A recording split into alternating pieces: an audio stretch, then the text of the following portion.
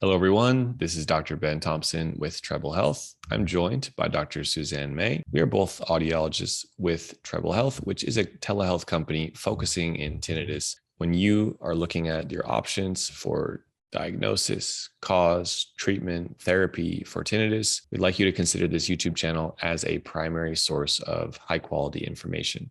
So please subscribe if you are not already. Dr. Suzanne, you join us after previously sharing your individual story with tinnitus. Could you please give us a summary of that story and your role with Treble Health before we start with today's exciting podcast episode of some case studies for tinnitus success? So, brief overview of my tinnitus is 3 years ago, I had very loud tinnitus in both of my ears after a head injury and used tinnitus retraining therapy. I used sound therapy, and it took 16 months.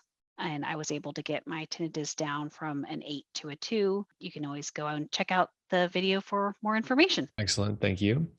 And with Treble Health, what is your role? What kind of work do you do with our company here? So I am an audiologist with Treble Health. I've been with Treble Health since February. I have my doctorate degree in audiology and specialty certificates in tinnitus management, and I work one-on-one with patients doing tinnitus treatment. Excellent. Thank you. And today we wanted to expand on the previous episode we've made by getting into the details of some success stories or patient case studies of individuals you've worked with in our telehealth format. And would you be able to introduce us to the first case? And I'll ask you some questions along the way. We'll make this interactive and engaging. And for those of you who are listening who want to ask questions to myself or Dr. Suzanne, let us know in the comments what kind of questions do you have for us, and our team will do our best to respond accurately to answer your questions. As we know, Dr. Suzanne, with tinnitus, it's a complex medical condition. It confuses most doctors. There's so many individual factors that can be related to the cause or why it's spiking. Before we get into this case study, in your experience, how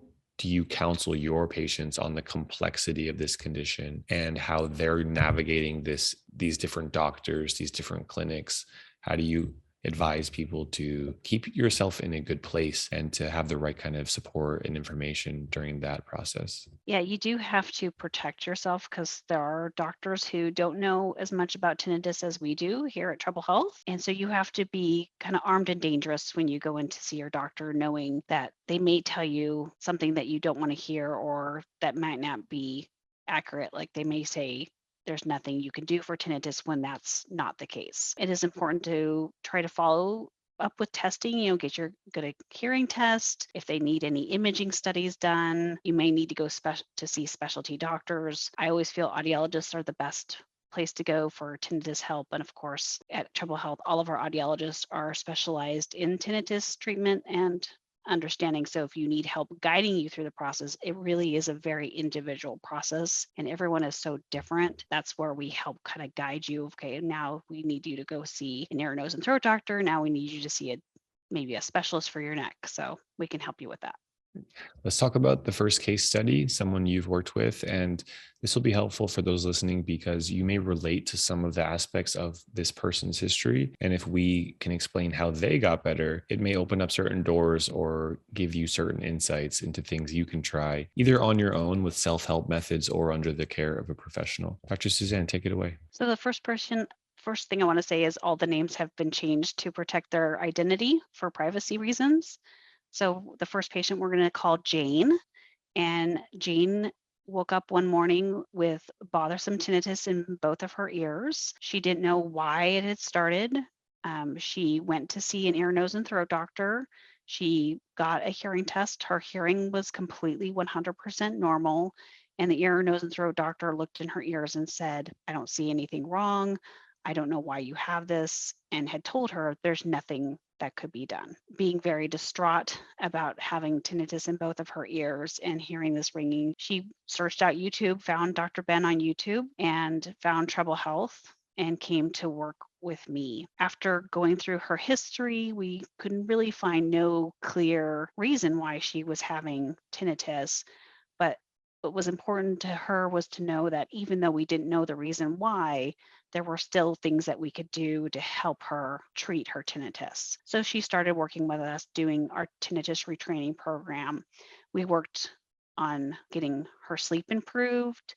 We worked on cognitive behavioral techniques to help manage her emotions around and her reactions around her tinnitus. And as we walked through the process, we used sound therapy, and she liked that I had had a wearable device for my tinnitus, and she wanted to have a wearable device for her tinnitus. So she worked with us. We got her some tinnitus sound generators on her ear. We were able to fit her in her comfort of her home, from the comfort of my home, remotely. And the device does not have any amplification on it because she doesn't need it. It just has some pink, what we call pink noise. So it makes a nice sound in her ear. We got it set appropriately right for her, taught her how to use it. And she's been using that and working with us for several months. And, her scale, volume wise, 1 to 10, she reported her volume was about a 7 out of 10 volume. And last I talked with her, she was telling me she feels like her tinnitus is a 3 out of 10 volume. 90% of the time, she doesn't notice it. It doesn't bother her. She's not concerned about it anymore. And she's had a great success with us. That's excellent. I had a patient just today, and he shared with me one thing that was important for him. And one of the benefits he got from having this kind of care and attention was to understand the timeline of this and to have this individual roadmap of, okay, I'm really struggling now, and I couldn't live with the rest of my life in this state. But through these therapies over the months to come, the doctor is telling me things will get better. For him, that roadmap from me was really beneficial. How did it work out with this patient, with Jane, as we call her, over her timeline? How long did it take for her to get better during this process? And is that normal with what you'd expect for someone? So she was one of my first patients starting with Treble Health in February, and it is now June. So March, April, May, June. So about 4.5 months she's been working with us. I feel like that's a little bit of a faster process than normal, but she's made great strides, and I'm really proud of the work that she's put in, that we've done together. That's an excellent first case study here, exhibiting, really showcasing a few things that it takes work on her end. That number two, technology can help. That sound generators on the ear have a real role. And if I'm being honest, earlier in my career, I doubted the benefit of devices on the ear for tinnitus. The longer I've been specializing in this, the more it's clear to me that devices on the ear providing sound therapy are one of the real things someone should put their attention to, put their energy towards. I mean, we've all worked with cases that have gotten better without devices on the ears, but it just seems like it's harder for those individuals. Do you have any comment on that? It really just depends on the individual. My case, it took 16 months to make progress, and it was a slow and steady, it was like the tortoise and the hare. I was the slow and steady tortoise making my way towards the finish line, but it was okay because I was still making progress. Other people progress faster. We don't know the reason why one person would progress faster than the other, because of just different cases, but the goal is that overall we're shooting towards the same goal. Whether that takes you 3-4 months or if that takes you 2 years, we're going to get to the end. Excellent. That's the first case study. Thank you for sharing that, Dr. Suzanne. We have one more. And one time in one of the YouTube comments here, someone, because I do read many comments, there are many that come in, and our team does try to have an audiologist respond to many of them. It's not always me, I must be honest, but I do read a lot of them. And one time someone said, success stories are oxygen to the tinnitus community. And I love that, because instilling hope and faith and realistic, practical optimism of, hey, this condition, this symptom can get better. Leave a comment below of where you are at, how long, how many months or years or weeks you have had bothersome tinnitus. I think it would be helpful for us to understand that and engage in the comments below. Dr. Suzanne, would you be ready to transition to our next case study today? So again, we've changed names. So we're going to call him John. And John is an older gentleman, and he came to me with hearing loss and tinnitus. He explained to me that he knew that he had had hearing loss for many years, as well as tinnitus for many years, where I believe it was about 5 years he'd had both that he noticed, and that the tinnitus was slowly getting more and more bothersome as he was starting to focus on it more and be worried about it more. We knew that his hearing loss and tinnitus was from noise exposure due to his profession. And so I had some more pieces of the puzzle with this gentleman than I did my previous patient. I knew that he had hearing loss. I knew that he had tinnitus, and I knew the reasons why. And so again, we started off with him going to see an ear, nose, and throat doctor. He went and saw an audiologist. He did have to have some special imaging done on his head because they were worried about maybe stroke or possibly tumor being involved, but he was all clear on that front. And one of the things that was interesting with John was that he'd actually tried hearing aids before, and he'd been unsuccessful with getting them from his local provider and didn't like how they sounded.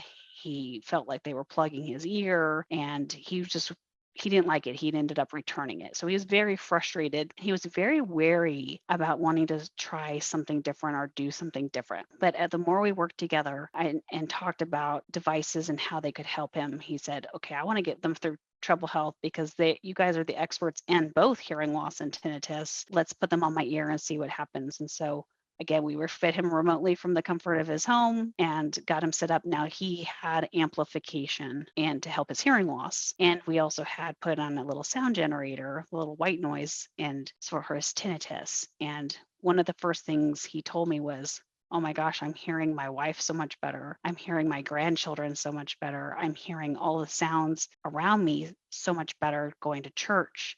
And he had noticed that his tinnitus, just with amplification, was noticing, he described it as the tip of the iceberg being kind of shaved off the top. And as he continued to wear them and use the sound generator and the sound therapy and do the program through us, he came to me the other day and he said, Dr. Suzanne, not only am I hearing better, but my tinnitus perception, which was a 7 out of 10, is now a 5 out of 10. I still have room that I would like to improve, but I'm feeling so much better about it now moving forward. And he's still working with us, and he loves his devices, and he loves the progress he's made. So again, so proud to work with him. When someone comes to you and they present their hearing test, for those who don't know, when we do these telehealth consultations, they're over Zoom. Most people by now have used Zoom after the pandemic, and we review hearing tests. We make sure that someone gets an in-person hearing test before we would recommend any devices to rule out red flags, medical concerns, ear infections, problems with the eardrum, earwax, things like that. Once those are cleared, and for 99% of people with bothersome tinnitus, that's not an issue, then we're focused on analyzing this hearing test, what's called an audiogram, and making an assessment of, does this person have tinnitus or do they have tinnitus and hearing loss? If someone has hearing loss, then the sound therapy recommendations and programming would be different than if they just have normal hearing. You yourself, Dr. Suzanne, have had this hearing test. When was your most recent hearing test and what did it show? My most recent test was about 6 months ago, and I have completely 100% normal hearing, but I still have tinnitus. So you can have normal hearing and tinnitus as well. Mm-hmm. And when you have normal hearing and when you have tinnitus, if you're approaching those cases, how is that different than someone who has hearing loss and tinnitus? Mostly the difference is how you set the sound therapy devices that are being used. So the ones that I had set for myself, I didn't need anything to help me with my hearing. I just needed something to help me with my tinnitus. So mine were set just to have the white and pink noise in my ear versus like John, we have him set up to we took his hearing test from his local provider that he got, and he sent it to me and we reviewed it together. We put it into our system and we program the devices for his prescription and make sure they're set for him the way that they need to be set. And then in addition, we added on the sound generator to that amplification prescription. So we were doing both. And as I'm hearing you say that, I'm asking myself, does one group have a more effective treatment than the other? In my No, they're the experience, same. in my experience, no, that there's the effectiveness of treatment of tinnitus, normal hearing versus having a hearing loss is the same and both effective with these methods that we're using. Going back a little bit, what methods do you follow as an individual audiologist with your treatment approach? What kind of methods or therapies or systems do you feel like are the most scientifically backed and that the community here should know about? Probably the most scientifically backed one is the tinnitus retraining treatment that we do here at Treble Health. I mean, it's been highly researched. It's been tested and tried and true method with sound therapy over and over and over again. And it's been used for, gosh, I can't even remember how long it's been used, but it's been used for a long time. So it is really tried and true, and is also the same method that the Department of Veterans Affairs uses, is they use sound therapy too. So we know that it is scientifically tested and proven so many times over, and it has been helped our nation's veterans, it's helped our patients, it's helped as many people as I can possibly think of. And that is the gold standard when we're talking about tinnitus. And I think this point trips a lot of patients up. It frustrates the community because there's sometimes a sentiment of that's not good enough. We need it to happen. We need a better treatment. We need something shorter. And we agree 100%. That's not good enough. You deserve better. The community deserves better. But don't feel like it's a choice between habituation or a new treatment that's going to come out for a cure, because really the answer should be both: doing what we can immediately to manage and cope and improve the symptom, and raise awareness, increase the need in the medical scientific research community for better treatments and scientifically backed research for a cure. What are your thoughts on all of that? Yeah, absolutely. I read something where the amount of actual cures that we have for diseases is very few, is like for a cure for a disease, whereas treatment options for diseases, for cancer, heart, blood pressure, diabetes, we have a lot of treatment options for those types of things. So I always like to keep it in perspective that as far as cures go, we actually don't have that many cures. We have a lot more treatments, and those treatments, how they're being used and studied, are helping us find a path and find a way to a cure. So use the ones that we have, use the treatment options we have until we can get that cure. And we're fighting tooth and nail for trying to get more and more studies done on tinnitus, and we're seeing progress happen. So It's an important conversation. It's an important conversation. In the YouTube comments, for example, sometimes there's some very negative comments. And part of our Treble Health program is that anyone who's in an ongoing plan, a care plan with us for tinnitus, they have access to our group coaching program. You've sat in on a number of those sessions, co-hosted them. I've been hosting them for about 2 years now. And typically there's about 40 individuals on the live call. It's a really powerful group. One thing that we know, which is really important, is that the mindset of getting through the toughest stages of habituation is really key. I mean, I would like to ask you, on your personal experience, the wrong kind of negative information at the wrong time can really send someone down a time frame like of a few days or a few hours of really high anxiety, stress, negative thoughts. Would you like to comment on like the importance of the psychological environment managing tinnitus, and especially during those toughest periods of the habituation? it definitely is important to take care of your mental health, for sure. It is, very hard when you're in such a state where you are having high anxiety because of tinnitus or depression, or just, again, mental health. You can go into a very dark place. And so one of the things, when you are searching Google and you are looking at comments on a page, you can get into what I always call swirling down the rabbit hole. And so I always tell people, do not Google, do not go there. Just, watch the video. Don't look in the comment section. What's important, that you take care of yourself and you protect yourself, even if that means wrapping yourself in bubble wrap and putting up blinders to certain things and to protect yourself. That's got to be the most important. I definitely recommend counseling. I did counseling when I was at my worst, and I still see a counselor to make sure that I stay up on my mental health. It's important that you take care of yourself. Yeah.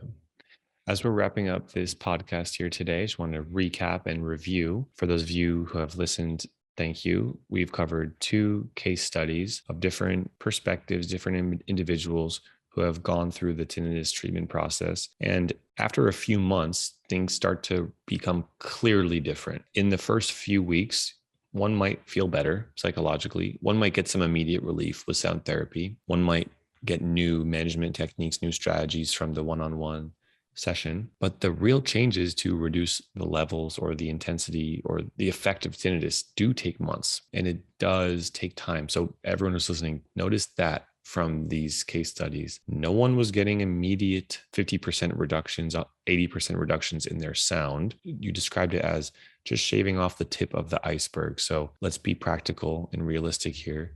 If shaving off the tip of the iceberg can happen in the first few weeks, that's a good sign that the iceberg is melting over time and that the tinnitus is becoming less and less of an issue. So notice the timeline here. Be patient, be persistent, be proactive. Don't just wait for this to get better on its own, because suddenly, and we've certainly seen these cases come to us where suddenly it's been 4 months. Suddenly it's been 6 months. Suddenly it's been 1 year. And the whole time someone was just hoping that it would get better on its own, but it hasn't. It's not that that person did anything wrong, but if someone has the resources or the ability to try to get help earlier, we know there's a term for this in the scientific community called early intervention. Those who are proactive and do something earlier tend to have better results in issues that are related to the brain and neuroplasticity. Dr. Suzanne, I'll leave the last comments here for you if you have any final words. And I always say thank you for joining this podcast, as I like to think we have some fun here and it's a nice break from our workday too. My last thing I always like to shout out is to just remain hopeful. When you have, as you mentioned, that top of that shaving of the iceberg come off, there is that sense of relief, and knowing that there can be progress made, it just helps, project you in that right direction towards habituation. And so maintain hope, keep in there. We're with you all the way. Thank you all so much for listening. Subscribe to our YouTube channel here by pressing the button below, and reach out to us at treblehealth.com, where you can sign up for a free consultation for tinnitus or other hearing concerns you may have. Thank you all so much, and talk to you soon. Bye-bye. Thank you for watching today's video with Treble Health. Check out our next video by clicking the button on this screen or another recommended video. And if you're not already, make sure to subscribe to our YouTube channel. Thanks so much. See you on the next video.